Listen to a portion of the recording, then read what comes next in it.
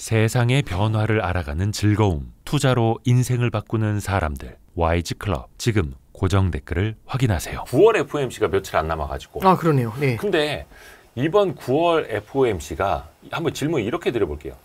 중요한 FOMC입니까? 중요하지 않은 FOMC입니까? 중요한 FOMC가 맞죠. 중요합니다. 예. 지금 거의 시장의 예상은 9월 15일 기준으로 예. 패드워치에 따르면 97%가 네. 금리 동결을 예상하지 않습니까? 네네, 그렇습니다. 그럼 결국은 이제 신호등 어떤 거 켜주느냐? 네, 그렇겠죠. 이걸까요? 네, 신호등에 대한 얘기가 될 것 같고요. 네. 그리고 두 번째는 이제 장기적으로 금리를 어떻게 바라보는가에 대한 얘기들이 나오게 될 것 같아요. 그래서 그거 이제 저는 이번 FOMC는요, 네. 금리가 어떻게 될 것인지 잠깐 생각해 보면 네. 올해 들어와서 사실 FOMC에 대해서는 전망치가 굉장히 클리어하게 나왔던 것 같아요. 하기 전에 대부분 다 결과는 알았던 것 같아요. 그 정도로 미리 신호를 또 네, 많이 줬다. 줬죠. 그리고 7월 달에도 25bp 인상하는 건 기정사실이었고, 예. 6월 달 직전에도요, 좀 올린다 하다가 이번에 쉬어갈 것 같다라고 해서 동결 가능성이 굉장히 높다라고 봤고, 네. 그 전에도 마찬가지였거든요. 그러면 이제 FOMC 자체에서 금리를 인상하냐 인상하지 않냐 이것보다 네. 동결을 하겠죠. 이것보다 그럼 무언가 좀 다른 걸 바라볼 게 있느냐? 그럼 보통 이제 여태까지는 파월 의장의 기자회견이 되게 중요했는데, 네.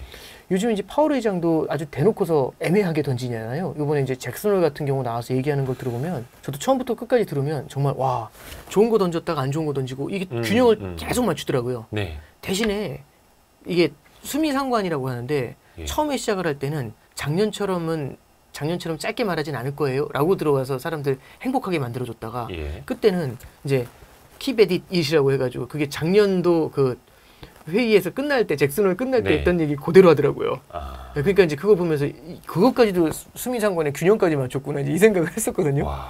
대단한 사람인 것 같아요. 그래서 예. 이번에 얼마나 그러니까 아마 난도질을 했겠죠. 처음에 원고 나오고 수십 번 고쳤겠죠. 그렇죠. 네. 그걸로 17분짜리를 만들어서 읽었겠죠.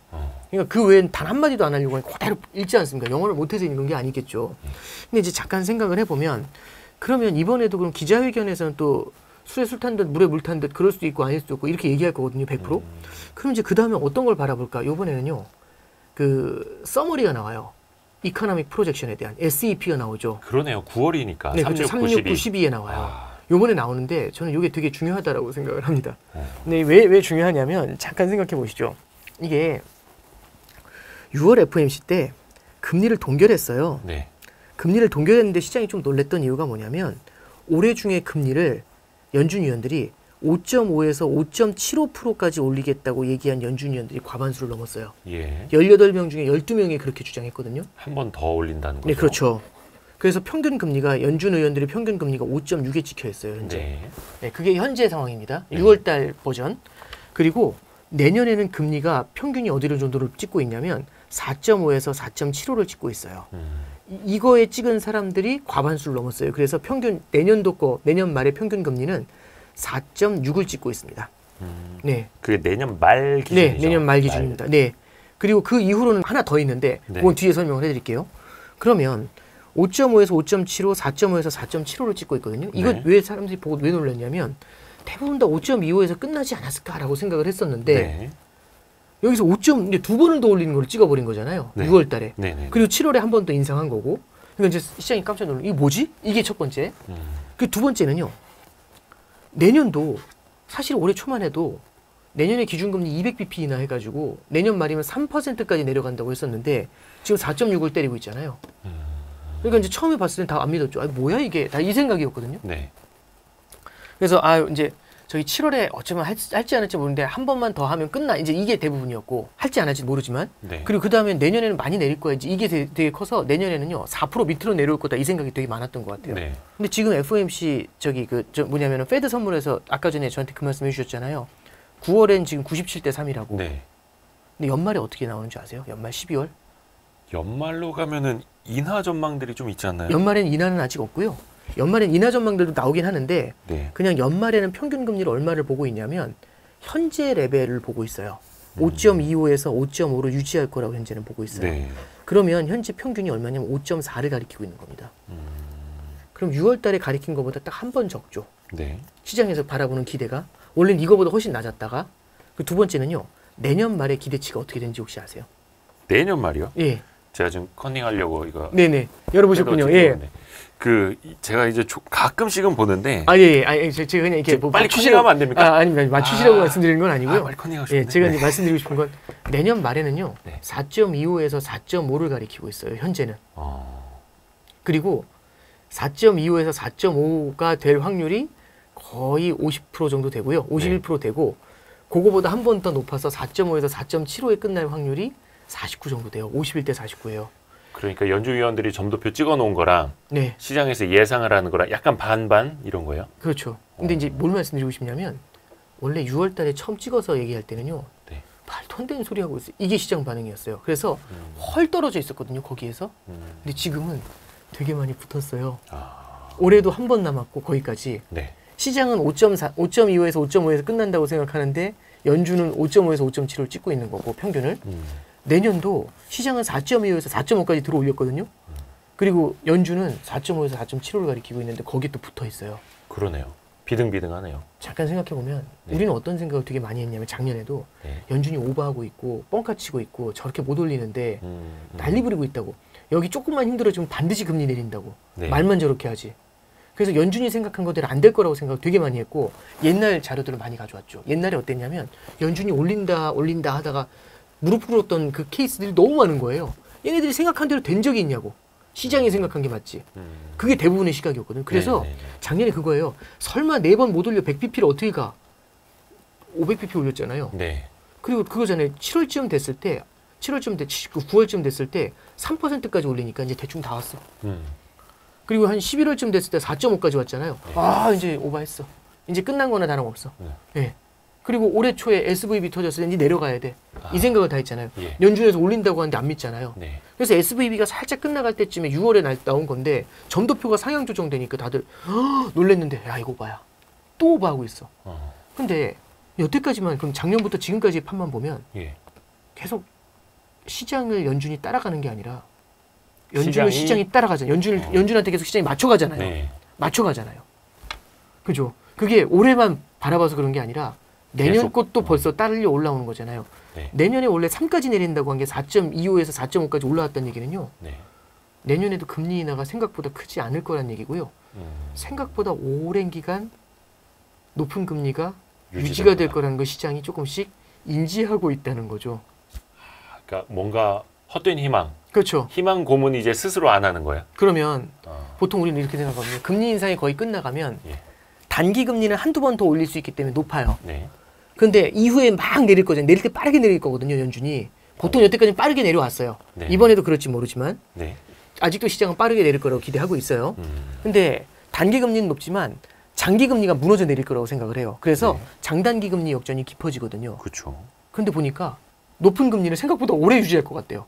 금리 인상은 거의 끝나갔지만 그러면 어떻게 되냐면 단기 금리는 오를 게 없어요. 왜냐면 더 움직일 게 별로 없으니까. 근데 장기 금리는 어떻게 되냐면 주저앉았다가 아니라네 하면서 올라오는 거죠.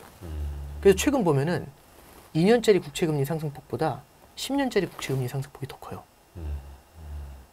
이렇게 올라오는 거 아니라네. 그래서 10년 국채금리는 이번 달에 올려요 내려요 이게 의미가 있는 게 아니라 현재의 높은 금리를 언제까지 유지해요?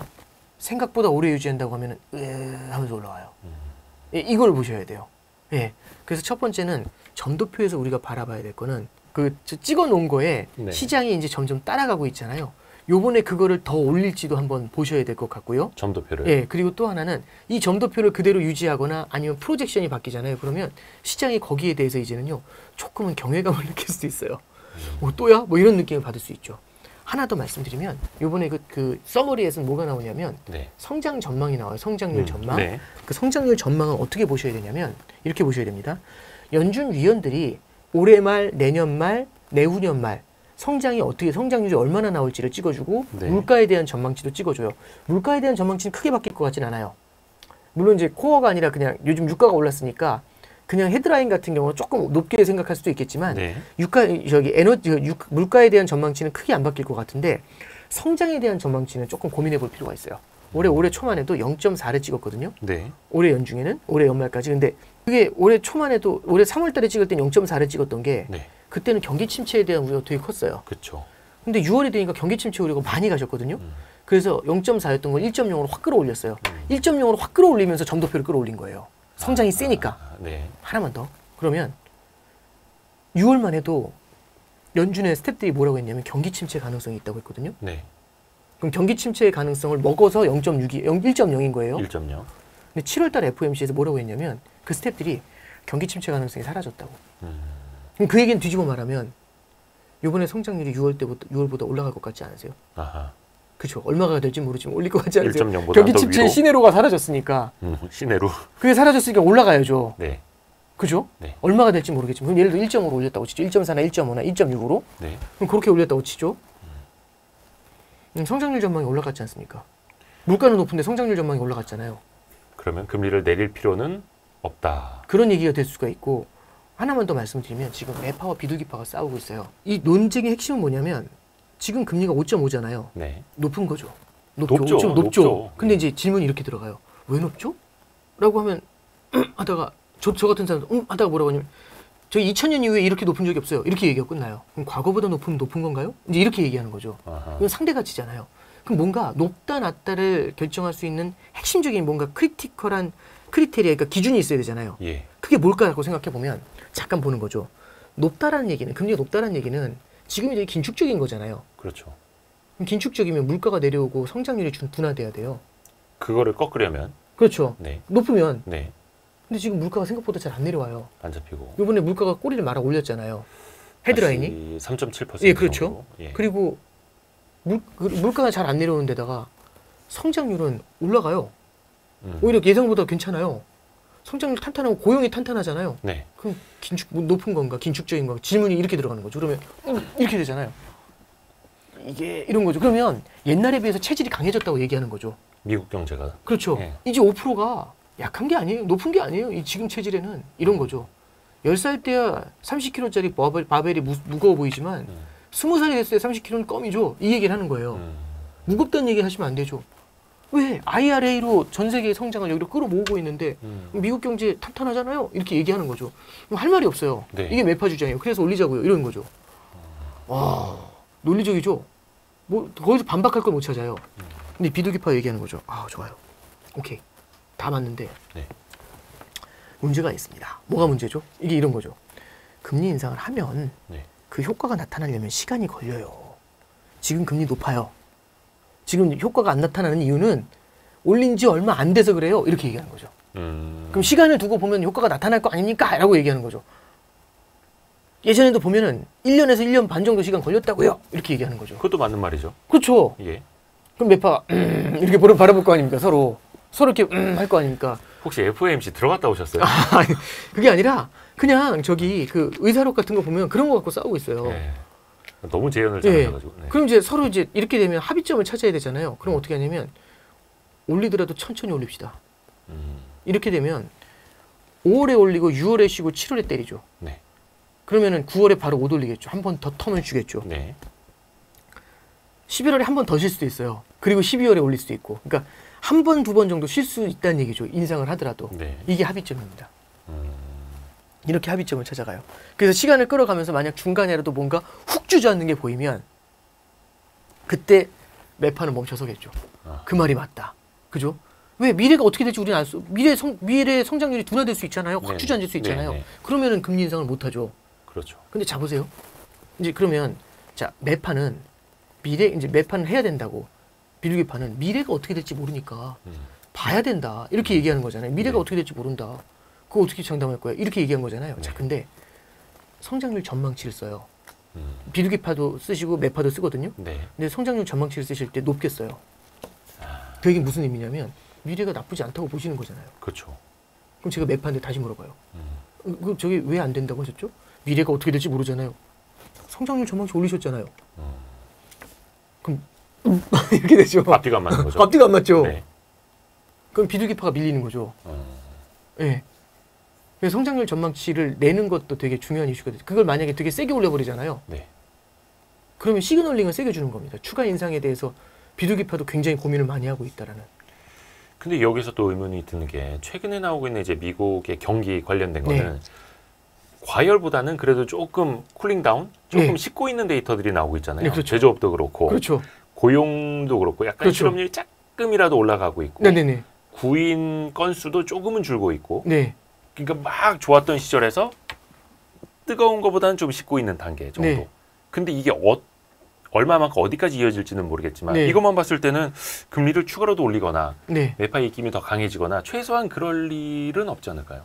그러니까 이제 뭐냐면 너무 좋은 게 조금씩 식고 있는 거잖아요. 네. 너무 좋았던 것이 조금씩 둔화되고 있는 거잖아요. 네. 근데 여전히 빈 일자리 수가 600개인데 열려 있는 일자리가 850만 개예요. 과거로 보면 너무 뜨거운데 이렇게 바라보. 그러니까 저도 제가 옛날에 한 5년 전 걸로만 데이터 봐도 되게 뜨겁네 이렇게 바라보거든요. 그러면 네. 이제 이거죠. 시험을 보는데 이 학생은 영어하고 수학을 둘 다 같이 봐요. 네. 근데 영어는 100점을 받아놓은 거예요. 100점에 110점까지 오르락내리락 하는 거예요. 네. 근데 수학이 60점이에요. 그럼 뭘 공부해야 될까요? 수학을 해야죠. 네. 근데 이 학생이 영어를 너무 좋아하는 거예요. 그래서 점수가 좋은 거예요. 그럼 영어를 더 공부하고 싶잖아요. 영어 공부하고 싶은데 계속 그 얘기하면서 수학을 안 하고 싶어 해요. 네. 그래서 어떻게 하냐면 영어 포기야. 영어 나도 공부하지 마. 하면서 수학을 끌어올리려고 한 거죠. 그래서 수학이 지금 70점 이렇게 70점, 80점, 75점 이렇게 올라온 거예요. 네. 근데 영어 공부를 하도 안 하다 보니까 100점이었던 게 95가 됐어요. 그럼 어떻게 해야 될까요? 그럼 또 이제 다시 영어 또 해야죠. 100을 끌어올려야 되는 네네네. 75점인데 여기는 어. 아직 물가가 지금 그러니까 뭐냐면 방금 경기와 물가를 비교해 주신 그렇죠. 건가요? 예. 네. 그러면 아직 물가는 75점이거든요. 경기는 수학은 95점이에요. 그러면 그게 95를 바라봐야 되냐? 110, 120 하다가 95로 내려온 그렇죠. 경기가. 예, 예. 100점만 해도 충분한데. 그러니까 이제 고민을 많이 하는 거죠. 그래서 이 성장률 전망을 끌어올리게 되는 게 시그널링을 조금 뭐냐면은 이게 약간 매파적인 시그널링을 주는 데는 영향을 줄 수가 있어요. 네. 그래서 블라드 총재가 잭슨홀 연설 직전에 등장하거든요. 이게 여기서 왜 나와? 이 생각을 했는데 네. 나와서 하는 얘기가 그거죠. 저기 11월에는 한 번 더 올릴 것 같다. 그건 올릴 것 같다. 이렇게 얘기를 해요. 이 양반이. 그분이 지금은 투표권이 없지 않나요? 투표권 아니 근데 내려오셨죠 아예. 예, 학교 그렇죠. 간다고. 학교로 가셨죠. 네. 그죠. 근데 이제 이분이 그 퍼듀 대학 가셨잖아요. 학장으로 네. MBA 학장으로. 근데 이제 이분이 갑자기 나오셔가지고 11월에는 올릴 것 같고 근데 이제 하나 좀 고민이 되는 게 만약에 여름을 거치면서 네. 경기가 좀 더 성장세가 강하다라는 생각이 들게 되면 그럼 연준 위원들도 성장이 강하다라는 데 그 공감을 하게 되고 그러면은 기준금리 인상을 조금 더 고민할 수도 있다라고 얘기하는 거죠. 그 얘기는 뭐냐면 한 번 더 올리는데 플러스 원샷을 친다는 얘기잖아요. 그럼 6을 때릴 수 있다는 얘기가 돼요. 그 얘기를 하고 사라졌거든요.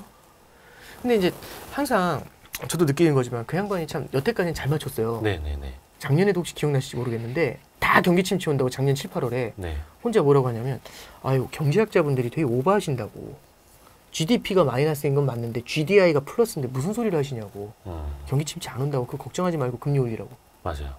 이게 블라드였거든요. 네. 맞았잖아요. 나중에 다 블라드 말에 계속 그 말대로 갔죠. 천재잖아요. 경기도 그렇고. 네, 천재잖아요. 이제 그래서 다들 초반 말도 안 되는 소리 하고 있어. 다 이랬었는데 네. 이제 사실상 그때 GDI는 플러스였거든요. 지금 GDI가 마이너스입니다. 이제 간신히 플러스가 됐어요. 예, 요번엔 또 반대로 돼 있어요. 근데 이제 블라드 총재께서 무슨 얘기를 하나 저도 사실 고민을 좀 들어보려고 했었는데 그 말 하는 걸 보면서 아 이번에 성장률 전망에 대해서는 우리가 한번 조금은 좀 눈여겨봐야겠구나 이 생각을 좀 했었던 겁니다. 예, 그래서 이게 이번 FOMC에서 말씀드렸던 것처럼 점도표에 대해서 시장이 어떻게 받아들이는지 그 다음에 성장률 전망치를 어떻게 보는지 마지막 하나가 더 남아 있어요. 뭐냐면은 그 점도표에 보면 롱거런이라는 놈이 있습니다. 롱거런. 예, 그러니까 뭐냐 네. 중장기 금리, 네. 중장기 적정 금리 2.5거든요. 그걸 그냥 어려운 말로 그냥 쉬운 말로 요즘 이제 쉬운 말도 아닌데 요즘 많은 분들이 쉽게 받아들이시더라고요. 그게 중립금리입니다. 저 정도 금리로 갈 겁니다. 수렴할 겁니다. 그 2.5로 찍고 있거든요. 근데 요즘 이제 무슨 얘기가 나오냐면 중립금리가 올랐나? 이 얘기를 하는 거예요. 네. 중립금리라는 건 물가를 올리지도 내리지도 않는 아름다운 금리인데 그게 올라갔나? 이걸 얘기하는 거죠. 그 얘기는 뭐냐면 체질이 세졌나? 그래서 조금 더 높은 금리, 이 정도 그 2.5에는 반응도 안 하나? 이 롱거런 2.5 그러니까 중립금리 2.5로 찍은 게 6월 버전인 거죠. 네, 그렇죠. 근데 가장 최근에. 이게 계속 2.5로 찍고 있었어요. 근데 2.5로 찍는 사람들의 숫자가 2.5보다 위를 찍는 사람들의 숫자가 6월 달에 미세하게 올라갔거든요. 어? 이런 느낌이 줬어요. 어? 눈에 들어오는 거죠. 어?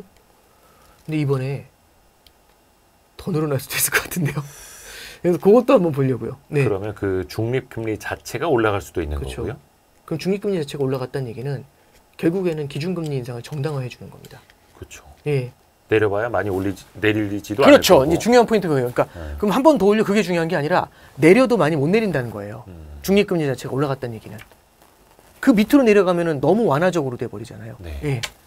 그래서 이제 실제 이 중립금리에 대한 논란까지도 이번에는 FOMC에서 갖고 있거든요. 그래서 네. 저는 이 SEP Summary of Economic Projection 있잖아요. 네. 이게 이번 달에 굉장히 중요하게 영향을 줄 거라고 보고요. 그게 이번에 주는 시그널은 그래서 11월에 올려 이게 중요한 게 아니에요. 이게 자 보시면 시장이 이런 기대를 가질 때가 있어요. 네. 뭐냐면 금리는 금방 내려갈 거야. 이 생각을 하면 많이 내릴 거야. 이 생각을 하잖아요. 네. 그럼 지금 아무리 힘들어도 괜찮아요. 왜냐하면 지금 힘들게 지내면 내년에 떼돈을 벌 수 있어. 이러면 지금이 즐겁잖아요. 네. 아 젊었을 때 고생해야지 하면서 밤새죠. 지금이 고통스럽더라도. 그 얘기는 뭐냐면 금리가 많이 내려올 거라고 생각하면 항상 입에서 미소가 떠나지 않아요. 아무리 금리가 높아도. 그렇죠. 그리고 더 대단한 건 뭐냐면 금리가 올라가면 더 기뻐요. 왠지 아세요? 내릴 게 더 많잖아요. 거의 끝에 다 와간다. 그렇죠. 터널의 끝이 보인다. 어제 22에서 금리 인상하니까 너무 좋아하잖아요. 이제 끝난 것 같아. 내릴 때 더 이거 이상으로 내려줄 거 아니에요. 나중에 더 좋은 걸로 돌려줘 이거잖아요. 그렇게 될 수밖에 없다고 생각하잖아요. 야, 됐어. 금리 인상 이 실수했어. 금리 인하 세게 나올 거야. 이런 거 너무 좋아하잖아요. 산이 높으면 골이 깊을 거야. 네, 그렇죠. 근데 그거를 FOMC에다 빗대서 보면은 네.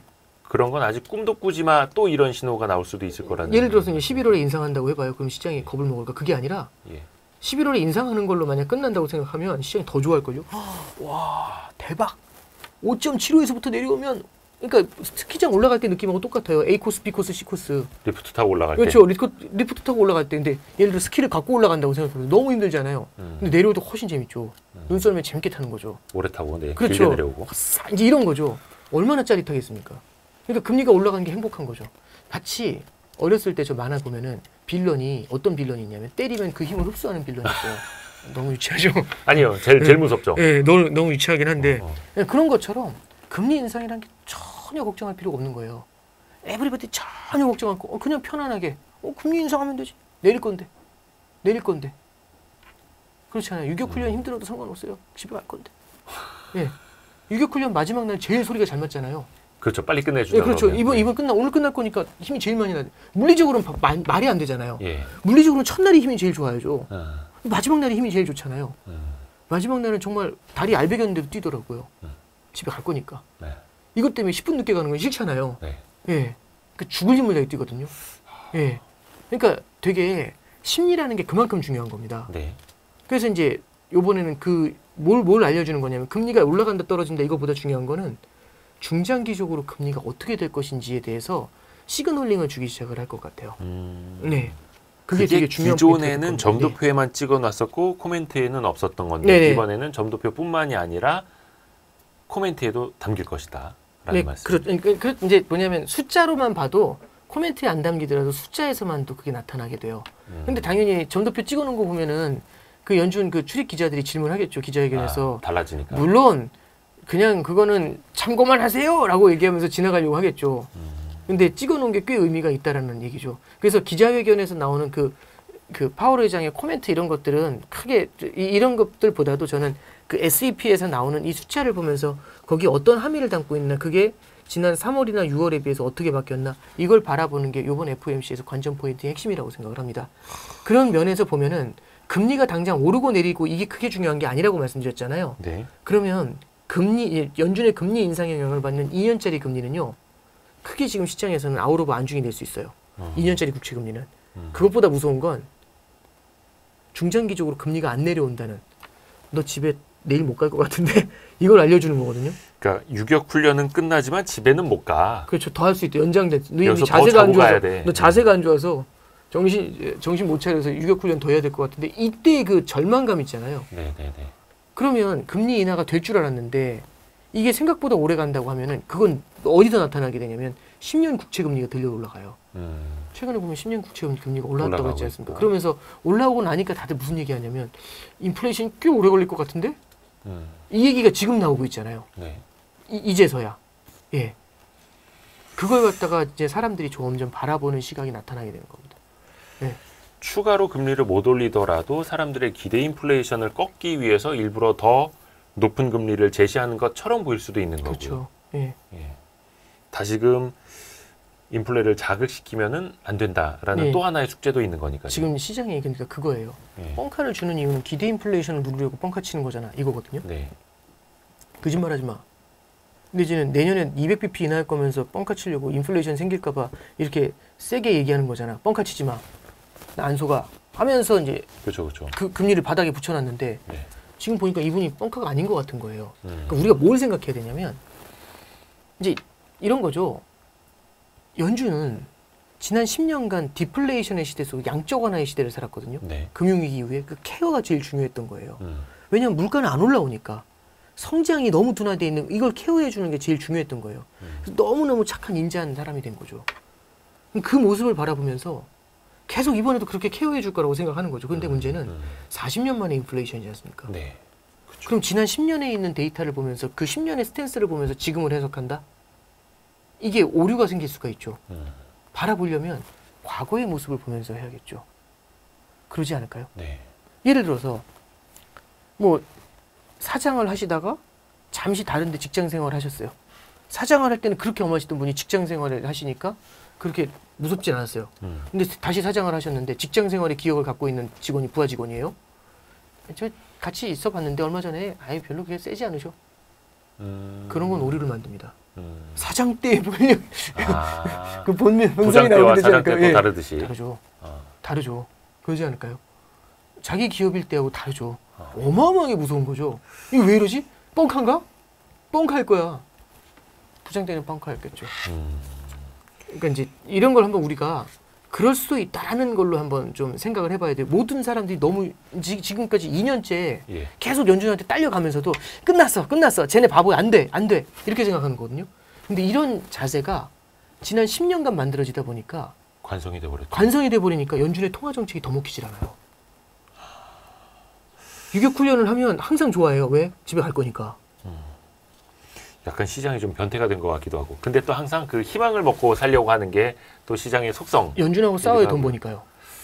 그게 핵심이지 않습니까? 예. 터지기도 하고. 네. 근데 그 미국에서 네네. 모르겠습니다. 작년에도 나왔던 얘기고 올해 초에도 나왔던 얘기고 경기 침체 있다 없다. 아 예. 이 논란이 끝났는 줄 알았는데 지금도 계속되고 있더라고요. 예. 이 이야기가 왜 계속 반복이 되는 걸까요? 아까도 이야기하신 것처럼 경기가 120에서 그러니까 기준점은 분명 100으로 볼 수 있는데 120에서 95로 내려왔다 정도이잖아요. 네. 그럼 그게 계속 내려갈지 팀장님은 어떻게 보세요? 경기 침체가 온다고 하면 예. 그게 컨센서스가 되잖아요. 만약에 그렇게 되면. 예. 그러면 정부나 중앙은행이 뭔가 대비를 좀 하게 되지 않을까요? 그러면 약간 금리 인상의 속도도 줄이고 약간 대충 나왔다는 식의 뉘앙스를 주게 되지 않을까요? 그럼 그걸 보면서 시장이 먼저 움직이겠죠. 그럼 금리가 주저앉아 버리고 시장 금리가 네. 기준 금리가 높더라도 네. 그리고 자산 가격이 준동을 하겠죠. 왜? 미래의 금리 인하라는 대박 선물이 올 거니까. 네. 그럼 자산 가격이 올라가면 소비가 늘겠죠. 네. 소비가 늘면 경기 침체가 안 오죠. 약간 저기네요. 그 뭐라 해야 됩니까? 조지 소로스가 이야기했던 재기성 이론처럼 계속 돌고 반영이 되는. 그러니까 잠깐 생각해 보시면 네. 이런 거예요. 제가 내비게이션을 보고 운전을 해요. 네. 이 내비가 잘 맞춰요. 네. 그래서 저기 국도로 빠져가시면은 20분 단축된다고 그런 거 잘 맞추더라고요. 내비가. 그래서 역시 네. 내비야. 네. 근데 설날 귀경길 마지막 날 내비가 여기 빠져나가면 여기로 빠지시면 30분 단축된대요. 차 엄청 많은데. 네. 서울까지 6시간 남았는데 여기로 빠지면 30분 단축. 국도로 빠지래요.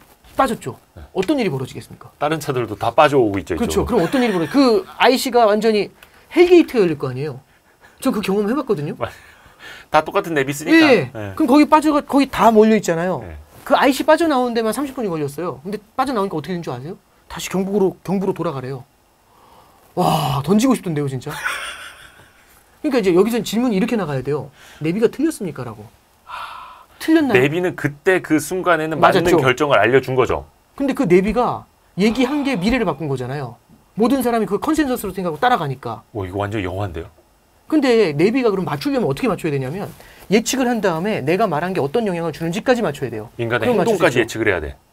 그거는 불가능에 가깝죠. 인공지능이 할 수 있을까요? 저는 모르겠습니다.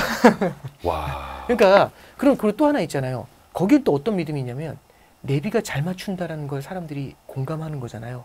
그건 그렇죠. 학습을 통해 배우죠. 믿으니까 사람들. 따라가는 거죠. 시키는 사람들도 학습을 통해 배우는 거죠. 네네. 그게 쏠림이잖아요. 어. 예. 그럼 연준 안 믿으면 떼돈 번다고 계속해서 배워왔으면 연준 말하는 거 무시해야지. 멋있으면서도 돈 벌잖아요. 근데 지난 2년 동안 이렇게 판판이 깨져왔고, 근데 지난 10년간 그 전에 10년을 맞췄지 않습니까? 아, 그래서 어려운 거고. 그렇죠. 그래서 혹자는 절대 연준에 맞서지 마라 이런 이야기도 네. 하기는 하는데, 네네. 그러니까 이제 말씀이 잠깐 샜는데, 그래서 이게 이런 거예요. 작년에 마이클 하트넷이 이제 그 뱅크 오브 아메리카 그 사람이 이제 얘기한 거에 전 공감하는 게 그 결국엔 국면을 세 개로 나눴어요. 뭐냐면 첫 번째는 인플레이션 쇼크, 두 번째는 금리 쇼크, 네. 세 번째는 리세션, 경기 침체 쇼크. 네. 그러니까 인플레이션이 올라온다고 해서 나타나는 쇼크가 있고, 인플레이션을 잡으려고 금리를 세게 올리니까 금리 쇼크가 오고, 물가도 높고 금리도 높으니까 경기 침체가 오는 리세션 쇼크가 온다고 했거든요. 근데 이게 문제가 뭐냐면 아까 말씀하신 것처럼 이제 재기성처럼 네. 리세션이 온다고 하니까 그 앞을 너무 많이 학습한 거예요, 시장이. 아, 우와, 리세션? 금리 낮춘다고?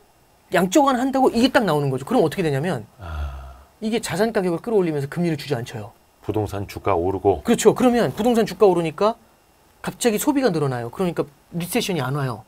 그런데 리세션이 안 오니까 시간이 지나니까 어떤 일이 벌어진 줄 아세요? 물가가 올라요. 또 인플레이션 쇼크가 오는 그렇죠. 거예요. 그럼 인플레이션 쇼크 오잖아요. 그럼 어떻게 해야 되냐면 금리 또 금리를 올려야 올려야 돼요. 돼요. 네.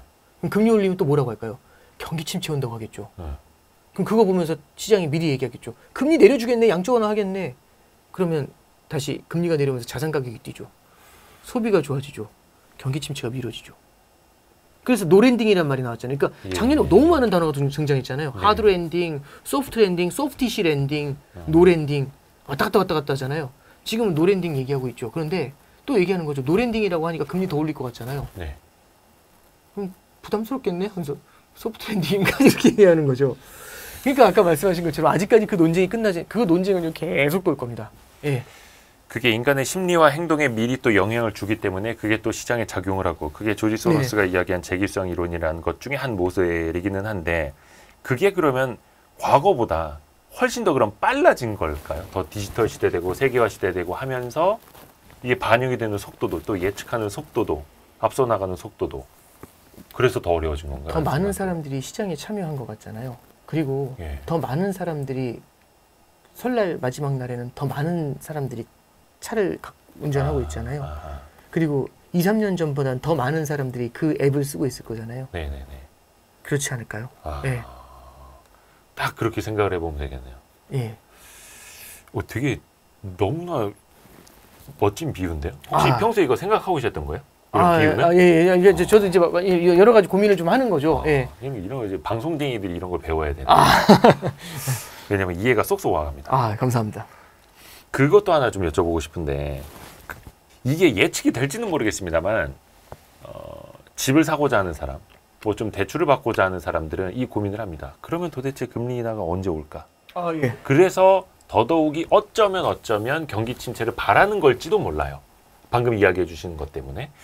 그 터널의 끝이 혹시 보이십니까? 예측을 할 수 있을까요? 그러니까 이것도 이렇게 비유를 들어드릴게요. 네. 예를 들어서 이제 저희 옆반 선생님, 제가 우리 반 선생님, 근데 이제 제가 저희 반 애들을 너무 많이 혼내는 거예요. 네. 왜냐면 애들이 너무 버릇이 안 좋아서 버릇이 없어서 계속 혼내는 거예요. 그랬더니 이제 옆반 선생님 말씀하시는 거죠. 아니, 오 선생님 언제까지 그렇게 애들을 혼낼 겁니까? 이렇게 물어보시는 거예요. 제가 이제 답을 드립니다. 뭐라고 하냐면 1번 9월 30일까지입니다. 2번 11월 31일 겁니다. 3번 내년 1월 31일까지입니다. 네. 4번 정신 차릴 때까지 해야죠. 어느 게 답일 것 같으세요? 4번일 것 같은데요? 그렇겠죠. 정신 차릴 왜냐면 나머지는 넌센스잖아요. 그렇죠, 그렇죠. 무슨 얘기냐면은 네. 이게 물가를 그래서 라이브라고 얘기하는 거거든요. 예. 정신을 언제 차릴지 어떻게 하면 되겠습니까? 아, 데이터에 따라서. 네, 데이터 디펜던시죠. 그 얘기인 거거든요. 그러니까 다들 기자들 질문을 금리는 언제예요? 그러니까 데이터 디펜던시. 그러니까 정신 차릴 때 물가가 안정이 된다는 게 확신이 될 때. 그 얘기는 뭐냐면 과열이 사라졌을 때예요. 예. 지금처럼 흥분하지 않을 때. 그때 확신이 들면 그럼 그때는 움직이겠죠. 그러니까 이게 되게 어려운 질문이 되시는 거예요. 그러면 예를 들어서 이렇게는 가능해요. 시장이 기대하잖아요. 금리 인하할 거라고. 그럼 금리 인하를 못 하죠. 왜냐하면 금리 인하할 거라고 기대하게 되면은 자산시장이 뜨겁게 반응하면서 버티고 있을 거 아니에요. 그럼 금리 인하를 쉽게 못 하겠죠. 그럼 언제 금리 인하할 수 있냐면 시장의 생각보다는 조금 더 늦은 타이밍에 금리 인하를 하겠죠. 그러니까 저는 그래서 사실은 그 질문을 드리려고 좀 빌드업을 했거든요. 아 예. 그래서 과거를 놓고 보면 항상 시장이 망가진 다음에 침체가 오고 난 다음에 항상 뒤늦게 금리 인하를 해주더라. 네. 이런 이야기들이 반복이 되는 건데 네네. 사전적인 금리 인하는 또 다시 주가라든지 자산 가격을 자극할 수 있고 기대 인플레이션을 자극할 수 있으니 또 그거는 되게 어려운 거고. 네네. 그래서 결국 다시 질문을 드리자면은 침체가 오고 나서야 시장이 망가지고 나서야 가능한 게 금리 인하다. 네네. 이렇게도 가능한 거예요, 그러면. 그렇게도 생각할 수 있죠. 그래서 샤워실의 바보라고 하는데, 그러니까 이제 바보라서 바보일까? 아니면 그 상황에서 무언가에 대한 선택이 필요했기 때문에 그렇게 할 수밖에 없었을까? 라고 생각하면 저는 후자도 되게 가능한 것 같아요. 왜냐하면 그 똑똑한 사람들, 그 경험 많은 사람들이 그런 선택을 할 수밖에 없었던 데는 다 이유가 있었겠죠. 그렇죠. 굉장히 많은 고민을 했겠죠. 한순간 한순간. 그러지 않았을까요? 네. 그래서 이제 얘네들은 뭐 과열이 되고 있을 땐 금리를 못 올렸어. 그리고 과열이 끝났을 때는 과열 뭐냐면 이제 실물 관계가 둔화되기 전부터 미리 선제적으로 내려야 되는데 바보 같은 짓 했어. 근데 이게 실전으로 들어와 보면 변명할 거리가 너무 많아요. 참고로 예를 들어 보면은 이제 그 닷컴 버블 때도 그런 일도 있었어요. 이 닷컴 버블 때가 이제 닷컴 버블의 그 거의 가장 크게 불이 붙었을 때가 99년 6월이었거든요. 네. 6, 7월부터 막 그 주가가 막 엄청 뛰기 시작을 했어요. 그러니까 이제 연준이 금리 인상을 하면서 따라갔거든요. 네. 근데 금리 인상을 해야 되는데 문제는 뭐냐면 혼내주겠어. 금리 인상해야지 하면서 금리 인상을 딱 하는데 갑자기 이상한 소문이 돌아요. 노스트라다무스를 기다리고 있대요. 99년 12월에. 세기말. 예. 네. 노스트라다무스를 얘기한 건 아니고요. 사실은 네. 연준은 Y2K를 두려워했어요. 그때 막 디지털 뭔가 큰 그렇죠. 문제가 99년에서 2000년은 넘어가니까 밀레니엄 버그. 밀레니엄 버그잖아요. 그러면 이 버그가 예. 전산 시스템에 나타나게 될 텐데 예. 그 전산을 많이 쓰는 게 은행의 장부잖아요. 그렇죠, 그렇죠, 그렇죠. 그럼 금융 시스템이 뒤집어 엎어질 수 있죠. 그때 그런 이야기. 그럼 금융 시스템이 망가지게 되면은 어마어마한 혼란을 낳을 수 있지 않습니까? 그렇죠. 그럼 거기다 대고 금리를 인상할 수 있을까요? 아, 그래서 다들 뭐라고 했냐면 금융기관에서 미래가 어떻게 될지 알 수 없는데 여기다 대고 긴축을 계속 하시면 되겠냐고 얘기하는 거죠. 연준이 그래서 그때도 쉬어가요. 한 템포씩. 금리를 3번, 4번 인상해야 되는 걸 2번 인상하거든요. 그러니까 어떤 일이 벌어지냐면 주가가 하늘을 날죠. 특히 12월 말에 금리 인하를 멈추고 금리 네. 인상을 멈추고 오히려 RP를 통해 가지고 유동성을 뒤로 공급해 버려요. 그랬더니 이제 1월 달부터 닷컴 버블 나스닥 주가가 3,500이 5,000까지 3개월 만에 뛰어요. 네. 이게 뭐냐면 연준이 바보라는 거죠. 네. 연준이 바보다. 이거 보라고 못 잡는다고 얘네는 우리를. 그러니까 절대 못 시장에서 잡는다고. 평가하기를. 얘는 절대 이걸 깨뜨릴 수 없다고. 그 믿음이 생기기 시작하는 거죠. 여기 그 163페이지부터 나오는 이야기. 예, 그렇습니다. 예, 조금 이따 이 책 이야기 또 하겠습니다. 그게 그 위기의 역사 중에 한 페이지. 네, 그렇습니다. 그러니까 어떻게 보면은 연준이 시장을 앞서 나가고 미리 예방 주사처럼 통화 정책을 쓰기가 어려운 네, 이유들은 또 역사적으로 반복이 되었다. 그렇죠. 네네. 잠깐 그러면 네. 그 일본 중앙은행 이야기 좀 하고 네네네. 넘어갈까요? 왜냐하면 또 그 일본 중앙은행 총재가 아 예. 그런 이야기를 했습니다. 물가 상승이 지속되면은 마이너스 금리를 해제하는 것도 검토하겠다. 네, 자기네도 이제 금리 올릴 수 있다라는 이야기잖아요. 네네. 이거는 자신감입니까? 아니면은 이걸 고지고대로 좀 믿어야 될까요? 통화 정책이 대전환될 수 있다. 있을 수 있죠. 왜냐하면 등 떠밀리고 있는 거죠. 등 떠밀린다. 네, 왜냐하면 지금 일본 물가가 오르고 있잖아요. 네. 근데 일본에서는 내려올 거라고 생각하고 기다리고 있었던 거거든요. 네. 근데 물가가 생각보다 안 내려올 것 같은 거예요. 첫째는 왜냐하면 엔화가 약세로 안 보니, 엔화가 강세로 전환을 안 하니까 엔 약세가 안 풀리고 있거든요. 쉽게. 그렇더라고요. 오히려 엔화가 더 약해지고 있잖아요. 네. 그럼 초조해지는 거예요. 그럼 엔 약세가 나타나는 이유가 뭘까? 일본 금리는 낮은데 미국 금리가 높으니까거든요. 그렇죠. 그럼 이게 해결되는 방법은 일본이 금리를 올리거나 아니면 미국이 금리를 내리거나거든요. 그렇죠. 근데 일본 입장에서 둘 중에 뭐가 좋을까요? 자기들은 금리 올리는 게 무섭잖아요. 빚이 많으니까. 그렇죠. 미국이 금리 내려주면 왔단데. 아, 그러니까 기다리고 있는데 미국 금리 인하가 좀 걸릴 것 같잖아요. 지금 분위기가. 그렇죠. 그러면 그 안까지 계속 그냥 여기서 기다리고 있으면 물가가 더 많이 오르니까 이렇게 되면 무너질 거 아닙니까? 기시다 내각의 지지율 자체도. 네. 그러면 어떻게 해야 되겠습니까? 뭔가 미세 조정을 해줘야 되잖아요. 그래서 0.5였었던 금리의 상단을 열었잖아요. 1.0까지. 근데 문제는 뭐냐면 열자마자 이게 너무 빠르게 올라올 것 같으니까 계속 국채를 사가지고 눌렀거든요. 네, 네. 그럼 금리가 올라가고 있음에도 불구하고 국채를 사면서 누르니까 네. 올라가야 될 걸 덜 올라가게 만들려니까 국채를 사서 누르니까 국채를 사면서 엔화를 공급하잖아요. 네. 그럼 엔이 풀려 나오면서 엔 약세가 나오는 거죠. 그렇죠. 그러니까 기가 막힌 게 금리가 올라간 일본의 금리가 올라가는데도 엔이 약세예요. 아주 이상한 일이 벌어지는 거거든요. 그러니까 엔 약세가 이어지게 되니까 엔화가 이제 147엔까지 오니까 이제 당황스러운 거죠. 엔화가 이렇게 높으면 약하면 물가가 계속 높아요. 그럼 이거 잡으려면 결국에는 금리를 올려야 되잖아요. 그러니까 이제 이거 어떡할까? 그러면 아까 보여드렸던 것처럼 1%를 상단으로 해가지고 금리를 살짝 끌어올리고 있는데 네. 엔화가 너무 많이 약해졌으면 어쩔 수 없이 여기 금리 인상을 금리가 올라가는 걸 더 많이 용인해 줘야 돼요. 네. 네. 그러니까 국채를 덜 사줘야 돼요. 그럼 이게 빠르게 올라오겠죠. 빠르게 올라오겠죠. 그럼 1%까지 너무 빠르게 닿으면 네. 또 이거 위로 올려야 될 거지 않습니까? 네. 그러면은 이 YCC의 갭이 너무 커지게 되죠. 그러니까 이 YCC 이렇게 끌어올려가지고 답이 안 나온다는 걸 이제 느끼는 거예요. 그러면 이제 뭘 해야 되냐면 YCC로 미세 조정을 들어가는 게 아니라 기준금리를 잡아 올려야죠. 그러니까 일드 커브 컨트롤이라고 하는 시장의 네. 국채를 사거나 팔거나 해서 컨트롤하는 걸로는 이제 안 되고 미세 조정으로는 안 되고 아예 기준금리 자체를 네. 바꿔야 되는 그런 상황. 네, 그렇죠. 그런 상황으로 지금 가고 있다라는. 그러니까 거죠. 만약에 여기서 이게 풀리지 않고 천수답이면 그러면은 그걸 조절할 수도 있다라고 생각을 하는 거죠. 그래서 원래는 네. 일본 중앙은행은 그 생각을 한 거예요. 16개월 후까지 16개월 후 정도 돼야 16개월 올해 4월에 위에다가 취임을 하면서 16개월 정도 지나야 인플레이션이 기조적인지를 판단할 수 있을 것 같다. 이렇게 얘기했거든요. 근데 이번에 기자회견에서 한 내용이 워딩이 뭐냐면 16개월까지는 아니고 올해 말이나 내년 초 정도에도 이 인플레이션이 기조적인지를 확인할 수 있을 것 같고 그러면 그때는 통화 정책의 전환도 할 수 있다. 이렇게 얘기한 거예요. 마이너스 금리 정책의 전환도 할 수 있다. 네, 네, 네. 그 얘기는 뭐냐면 이제 버티기가 쉽지 않다는 거죠. 그러면 이걸로 버틸 수가 없으니까 그러니까 결국에는 10년 국채 금리 YCC하고 환율은 못 버티니까 결국에는 이 기준금리를 조절하면서라도 여러 가지 방책을 고민하겠다고 얘기하고 있는 거죠. 이게 지금 일본의 스탠스입니다. 혹여나 잠깐만 제로 금리를 만약에 포기하게 되면 일본이 몇 년입니까?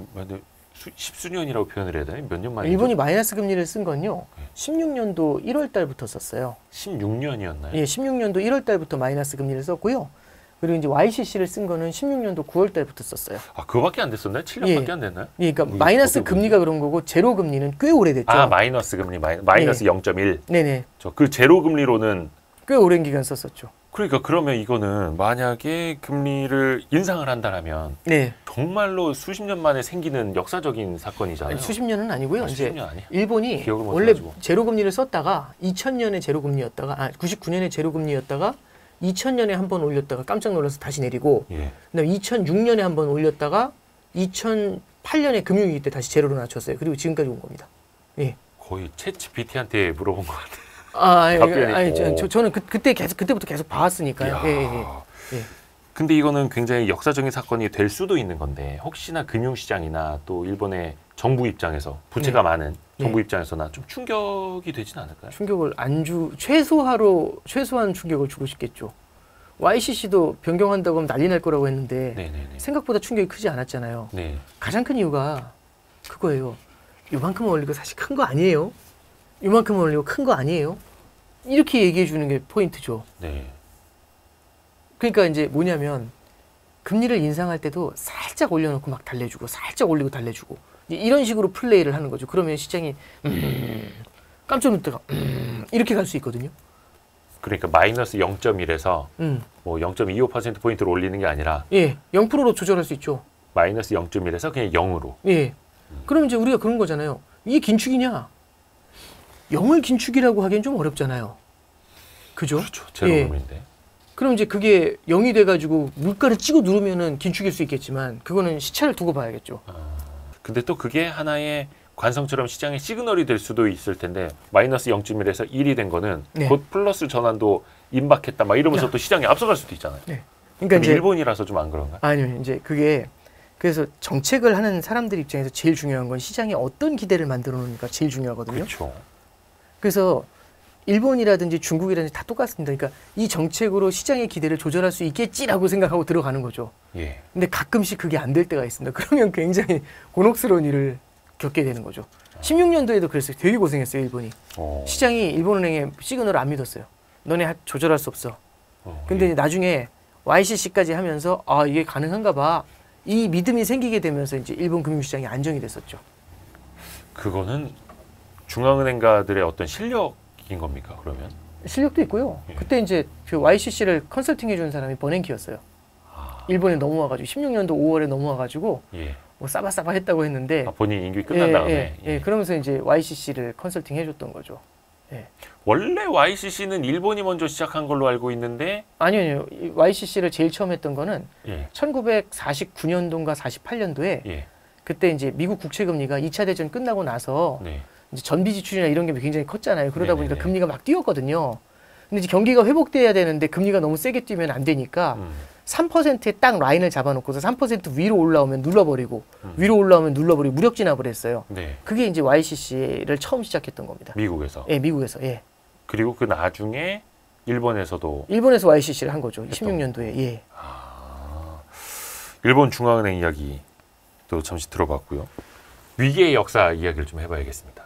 이게 저희가 중앙은행가들의 이야기를 합니다만 네. 과연 그 운전 실력이 실력인가 아니면 이제 운으로 예. 거기까지 갔는가 네. 뭐 일본의 이야기도 하기는 했습니다만 어찌됐든 간에 이게 위기를 만들면 되지는 않는데 그게 항상 반복이 되어 왔기 때문에 네.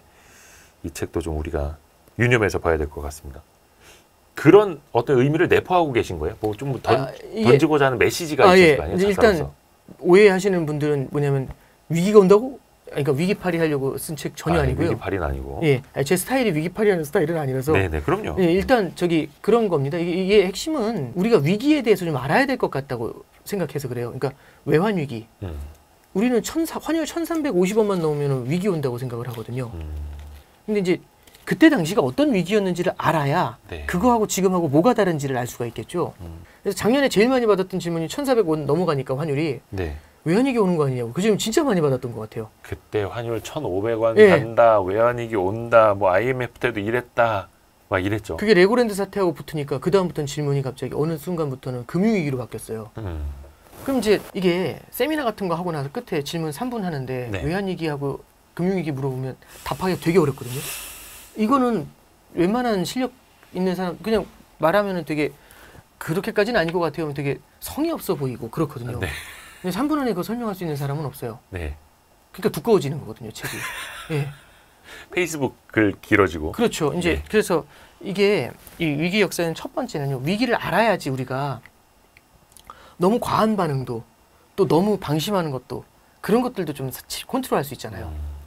그게 1번이고 두 번째는 이제 금융시장 공부할 때 제일 중요한 건 네. 오늘도 굉장히 많은 대화를 하면서 어떤 말씀 드렸냐면 일본은행 같은 경우도 뭐 언제 누가 그랬고 2006년에 그랬어요. 뭐 이런 얘기 하잖아요. 네.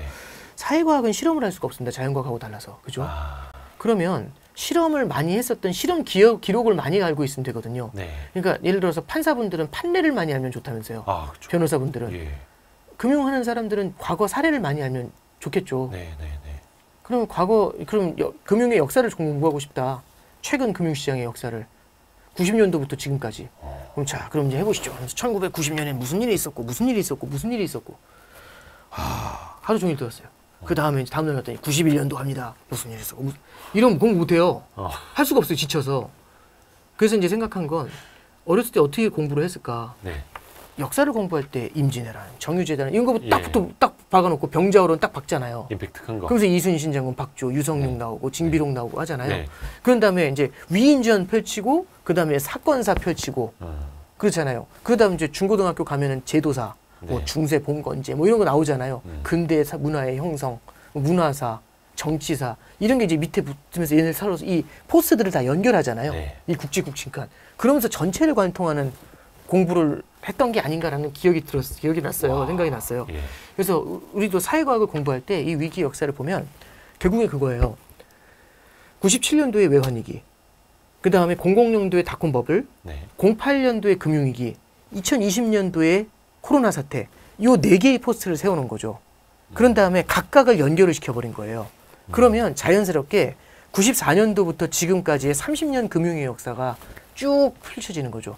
이 책을 벤치마킹 할 때 어떤 책을 많이 봤냐면 아마 쉬운 책이 아니라서 좀 뻑뻑하시겠지만 너셀 네피어의 베어 마켓이라는 책이 있어요. 네. 그 책이 있는데 그 책이 되게 좋은 책이거든요. 그 책이 1919년의 위기, 29년의 위기, 49년의 위기, 1982년의 위기 네 개의 위기 국면을 써요. 네. 그런 다음에 이 네 개가 서로 따로 노는 게 아니라 서로 연결돼 있어요. 서로 연결이 돼 있어요. 시대가 다른데요? 예, 그러니까 뭐냐면 19년도의 위기가 어떻게 만들어졌고 어떻게 전개됐으며 네. 어떻게 풀어져 갔는지 그리고 그 위기가 어떻게 29년의 위기를 잉태했는지 이걸 연결해 가요. 그러면 자연스럽게 어떻게 되냐면 나중에 다 있잖아요. 그러면 1919년부터 1982년까지 금융의 역사를 공부한 거예요. 예, 이렇게 기획을 해놨어요. 감동받은 기획이었습니다. 약간 뭔가 그 인터스텔라 안에서 5차원으로 어딘가 연결이 되어 있듯이. 예. 그러니까 이제 우리 책 보면 가끔 위기 역사 뭐 50가지 위기 뭐 이런 거 있을 수 있잖아요. 그럼 이제 뭐 하나씩 보면은 1번 위기, 단편적으로. 2번 위기. 그럼 이게 연결이 안 되는 느낌들이 이제 그러니까 좋은 책들은 연결이 돼 있어요. 근데 다 이렇게 막 분절이 돼 있는 경우들도 있잖아요. 그런데 이제 그런 게 아니라 너셀 레피오의 책은 이 연결이 돼 있다니까요. 그러니까 제가 그걸 보면서 아 그러면 이것도 위기들도 우리도 연결을 해보자. 이 연결을 시키면 이렇게 나옵니다. 우리 지금 인플레이션 때문에 고생하잖아요. 네네네. 인플레이션이 나타난 이유는 돈을 많이 풀어서죠. 네. 돈을 많이 풀었던 이유는요. 코로나가 왔기 때문에 그래요. 그렇죠. 근데 코로나가 왔는데 돈을 왜 많이 풀었을까? 경기 부양을 해야 되는데 네. 문제는 어느 정도 두려운지 어느 정도 충격을 줄지 모르니까 어마어마한 돈을 푼 거잖아요. 네. 그럼 그때 누군가 나서서 인플레이션 와요 라고 했었어야 돼요. 근데 아무도 그 얘기를 안 했거든요. 네. 가장 큰 이유는 금융위기 이후에 돈을 그렇게 풀었는데도 인플레이션이 안 왔어서 그래요. 그랬죠. 그럼 지금 당장 코로나가 훨씬 무서운 거잖아요. 예. 인플레이션은 안 올 거니까. 그 믿음을 갖고 있기 때문에 돈을 풀었던 거거든요. 그래서 금융위기 때 풀어놨었던 그 관성 있죠. 인플레이션이 안 올 거라는 그 학습. 그게 어마어마한 돈을 풀게 만든 거고 그게 지금 인플레이션 사단을 내버린 거죠. 전쟁까지 겹치면서. 그렇죠. 그리고 그 전으로 가보면 금융위기 이전으로 가잖아요. 네. 금융위기가 나타났던 이유는 그때 부동산 버블이 무너져서예요. 예. 미국의 집값이 40년 만에 처음으로 빠졌거든요. 어마어마한 속도로. 그러면서 서브프라임이 예. 터졌고. 그게 왜 그랬냐면 그 전에 2000년도에 닷컴 버블이 붕괴되면서 그때 9.11 테러까지 겹쳤거든요. 미국 경기가 침체 일로에 있으니까 그때 당시 연준에서 금리를 1%까지 낮춰요. 네. 그럼 금리가 낮아지니까 돈이 풀려 나오지 않습니까? 그렇죠. 근데 풀려 나온 돈은 어딘가 수익이 나는 데로 가요. 근데 투자하죠. 박살난 주식으로는 안 갔죠. 그 돈이 다 미국의 부동산으로 흘러가죠. 예. 신흥국으로 흘러가고. 그래서 부동산 버블을 만들었죠. 그게 깨졌던 게 금융위기고. 네. 자, 그럼 닷컴 버블은 왜 생겼을까? 닷컴 버블은 닷컴 기업들의 주가가 너무 많이 올라서잖아요. 네. 가장 큰 이유는 아시아 외환위기가 나고 아시아 외환위기와 함께 그때 당시에 전 세계가 초토화가 돼요. 예. 중국도 흔들리고 일본도 무너진다고 했고 일본 파산한다고 그랬어요. 그땐. 유럽 그때 독일 통일하고 나서 정신 못 차릴 때였고. 그럼 전 세계가 안 좋은데 미국이 좋아요. 예. 미국의 인터넷 기업들이 좋았거든요. 돈이 다 흘러오는 거죠. 어마어마한 폭등을 만든 거죠. 그게 무너졌던 게 닷컴 버블의 붕괴입니다. 그러면 어디서부터 흘러온 거냐면 인플레이션부터 시작을 해가지고 인플레이션은 물가가 안 오를 거라는 믿음에서 나타난 거잖아요. 네. 그거는 08년 금융위기가 나온 유산이죠. 08년 금융위기는 닷컴 버블이 무너지면서 부동산으로 돈이 가게 되면서 나타난 유산인 거죠. 그리고 닷컴 버블의 붕괴는 외환위기가 나온 유산인 거죠. 이게 거꾸로 돌아가 보면 연결이 돼요. 그러면서 뭔가 10년 주기설 막 이런 것도 나왔었는데 어찌됐든 간에 그게 연결이 되어 있는. 네, 그렇죠. 그러니까 돈이 어디론가 많이 모인 거죠. 예, 어디가 무너지면서. 예. 그런 것들을 이게 쭉 한번 이렇게 연결을 시켜보려고 노력은 해봤어요. 그러니까 저도 네. 그래서 이 책에서 어디선가 그 무슨 뭐 도화선이 된 뭐 이런 예. 식으로 써놓은 게 있어서 아니 이게 시기적으로 얼마나 차이가 나는데 이게 무슨 뜻이야 했는데 아 역시 원작자의 설명을 딱 듣고 나니까 이해가 예. 확실히 갑니다. 예. 이거 혹시 그 위기의 역사를 강의를 하신 적도 있으세요? 예, 이거 가끔 이제 여기 방송에 나와서 예. 말씀드린 건 있는데 뭐 강의를 하거나 그런 적은 없습니다. 예. 약간 이게 방금 들으면서 딱 스치는 생각이 이거 역사 스페셜이 필요하다. 위기의 역사 스페셜. 이건 제가 한번 기획을 해보겠습니다. 야, 혹시 이 네네. 책이 조금 두껍습니다. 네네. 예. 거의 500페이지, 아니 450페이지 정도 되네요. 네네. 위기의 역사. 수많은 위기 중에서 오은영 팀장님이 생각하시기에 아 이거 하나만은 좀 알아두시면 좋겠다. 이게 가장 중요한 메시지를 담고 예. 있다. 네. 라고 꼽아주실 만한 게 혹시 있을까요? 그러니까 어떤 저는 게 있을까요? 위기 역사가 갖고 있는 공통점이 있더라고요. 공통점이요? 예, 뭐냐면 한결같이 다 방심을 해요. 임진왜란도 그 사신 2명이 갔다 왔다면서요. 일본을. 네네네네. 그래서 경고했다고. 한 명은 전쟁한다, 한 명은 안 난다. 네. 그랬더니 선조임금이 하여 안 나. 이러면서 끝난 거잖아요. 듣고 싶은 대로 들었다. 예, 듣고 싶은 대로 들은 거잖아요. 예. 병자호란도 비슷하더라고요. 예. 예. 청나라가 못 쳐들어온다. 아. 그리고 쳐들어오더라도 우리는 명을 섬겨야 된다. 이런 게 되게 컸더라고요. 네네네. 뭔가 방심을 하면 그런 일이 벌어지거든요. 그러면 지금의 인플레이션 사태는 인플레이션이 안 올 거라는 생각을 했던 거잖아요. 40년 동안 안 왔으니까 사라졌죠. 근데 온 거지 않습니까? 네네네. 그리고 이렇게 찾아오잖아요. 그럼 처음에 초동 조치를 안 해요. 인플레이션이다 이게 아니에요. 아, 저 페이크야. 잠깐 저래. 이런 생각을 해버리는 거죠. 방심을 하게 돼요. 그렇죠. 두 번째는 금융위기 때는 집값이 안 빠질 거라는 생각을 했죠. 40년 동안 안 빠졌던 집값인데요. 그리고 닷컴 버블 때는 인터넷 기업은 영원할 거라고 생각을 했죠. 그러지 않을까요? 그렇죠. 그리고 10년간 올라온 주가인데 네. 그리고 외환위기 때는요. 우리나라 경기가 되게 좋았었거든요. 엔화도 강세였고 반도체 수출도 잘 됐어요. 그래서 우리나라 기업들이 설비 투자를 하려고 달러 부채를 늘렸던 게 문제였던 거거든요. 그 달러 부채를 그냥 늘린 게 아니라 잘 될 것 같아서 늘린 거예요. 그렇죠. 예. 네. 그런데 엔화가 약세로 돌고 반도체 경기가 주저앉아 버려요. 갑자기. 근데 달러 부채가 있잖아요. 예, 그게 이제 그렇죠. 만들었던 게 외환위기였죠. 그러니까 뭐냐면 그 전에 나타났었던 호시절이 앞으로도 이어질 거라는 믿음, 그런 방만한 생각들, 네. 이런 것들이 위기에는 항상 존재를 하더라고요. 그래서 저는 이제 그런 생각이 들어요. 이런 위기 역사가 지금의 우리한테 던져주는 메시지는요. 방심하면 안 된다는 거죠. 그럼 혹시 우리가 되게 자연스럽게 되게 쉽게 방심하는 것들이 분명히 있을 거지 않습니까? 네, 그런 것에 대해서 우리는 충분히 좀 고민을 해봐야 된다고 생각을 합니다. 방심할 때 찾아온다. 아, 네네. 어떻게 보면은 이제 예상을 하고 계획을 하고 대비를 하고 있으면 그건 또 위기가 아니다라는 네네네. 역설이 될 수도 있는 네, 거고 그렇죠. 예. 방심하고 대비를 못 하고 있으면 그게 그렇죠. 이제 위기의 모습으로 올 수도 있다라는 그렇죠. 거고 그게 가장 큰 공통점. 많은 분들이 조금 기억을 못 하실 만한 것 혹은 조금 의외였던 것 하나만 좀 질문을 드려볼게요. 네네. 굉장히 많은 위기를 담고 있는데 아까 참 그 다들 연결이 되어 있다라고 네네. 말씀을 해주셨는데 97년 한국의 외환 위기는 뭐 역사적으로도 가장 많은 큰 임팩트를 담고 있는데 이게 95년에 있었던 일본의 고베 대지진, 네네. 고베 대지진이 한국 외환 위기에 나비 효과를 가져왔다 이렇게 쓰셨더라고요. 아, 네네. 근데 이거를 이렇게 연결해서 생각하신 분들은 많지 않으셨을 텐데 이제 이게 어떤 이야기입니까 이게? 지진이 나니까 네, 일본의 보험사들이 돈을 줘야 되잖아요. 보험금을. 보험금. 그렇죠. 근데 일본은 이미 제로금리였기 때문에 네, 해외에 자산이 나가 있었단 말이죠. 네, 지진이 나니까 해외에 있는 자산을 매각해서 돌아와요. 그럼 매각해서 돌아오게 되면은 해외에 있는 자산을 매각하고 받은 달러를 팔고 엔화를 사서 돌아오거든요. 예, 그럼 엔이 강해져요. 네, 그러니까 사실 그 전까지도 엔화가 계속 강했는데 고베 대지진이 터진 다음에 엔화가 너무너무 강해져요. 거의 쐐기꼴이 됐거든요. 네, 그러면서 엔화가 85년도에는 1달러에 260엔 하던 게 95년도 4월 달에는 고베 대지진 직후에는 1달러에 78엔까지 빠져요. 그럼 엔화가 3배 강해진 거거든요. 예, 그럼 이제 우리나라 입장에서는 엔화는 더 강해질 수밖에 없을 것 같고 보니까 10년간의 강세인데 그럼 더 강해질 것 같고 그럼 이제 엔화는 계속 강세야. 이 생각을 엔화가 강세인 게 너무 자연스러운 거예요. 아, 그럼 우리나라 수출에는 도움이 될 거지 않습니까? 네네. 이게 설비 투자를 늘리는 데는 영향을 줬겠죠. 근데 이제 하나 더 가보면 그러니까 그 예. 일본 제품과의 수출 경쟁력 네, 측면에서 그렇죠. 엔화는 강세, 원화는 약세니까 네. 우리가 더 싸게 팔 수 있어. 그렇죠. 우리 설비 투자 더 많이 해. 그렇죠. 이렇게 갔다라는 거죠. 그렇죠.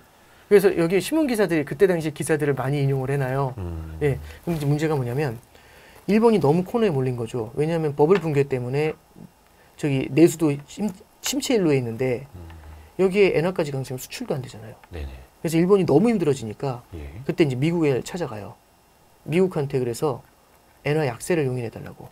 그게 역플라자 합의라는 게 일어납니다. 아, 예, 95년도 4월입니다. 근데 그 이후에 1달러에 78엔 하던 게 150엔까지 올라가요. 그러니까 이게 무슨 짬짬이 먹는다 이게 아니라 요즘도 그런 게 있어요. 뭐냐면 특정 국가의 환율이 일방적인 흐름을 보일 때에는 그때는 일정 수준의 개입이 가능하다라는 얘기가 나와요. 그런 개입을 언제 또 했었냐면 동일본 대지진 때 했었습니다. 동일본 대지진 때 엔화 환율이 73엔까지 내려갔습니다. 그게 2011년. 네, 그렇죠. 네, 네. 그리고 그렇게 너무 많이 내려갔잖아요. 그래서 엔화 약세를 용인을 받아요. 예. 그때 엔화가 73엔까지 내려갔을 때 엔화 약세를 용인받아서 등장한 사람이 아베 신조라는 사람이죠. 아, 그래서 지금 147엔을 보고 계시는 거잖아요.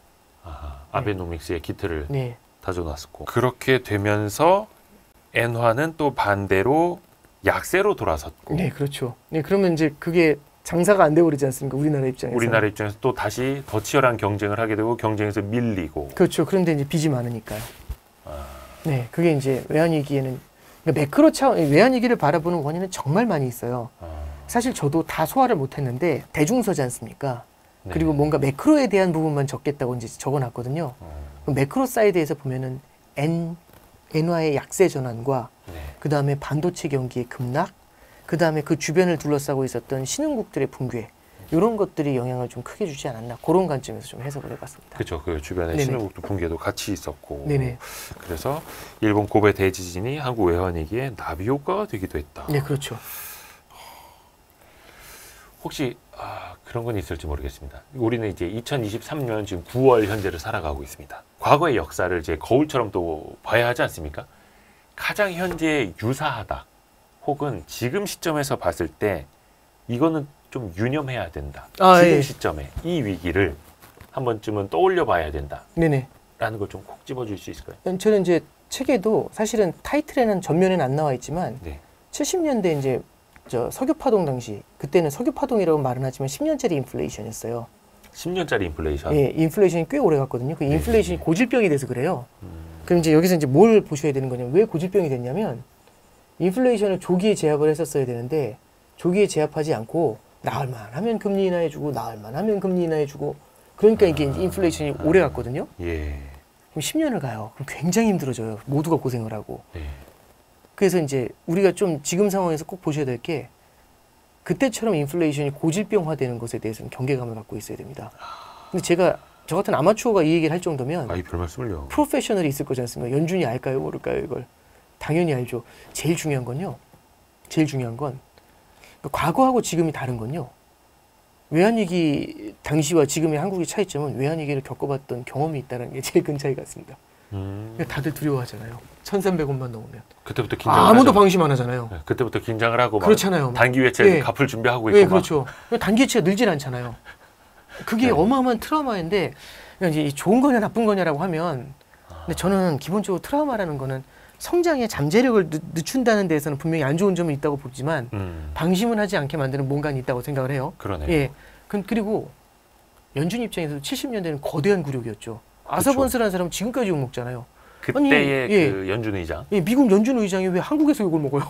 40년 지나서 한국에서 욕 먹어요. 이 참 황당하잖아요. 네네네. 그때 당시 닉슨 대통령 욕하는 사람 우리나라엔 별로 없잖아요. 그러니까 아는 사람들이나 이상한 사람이었다고 얘기를 하지 워터게이트 하면서. 네네네.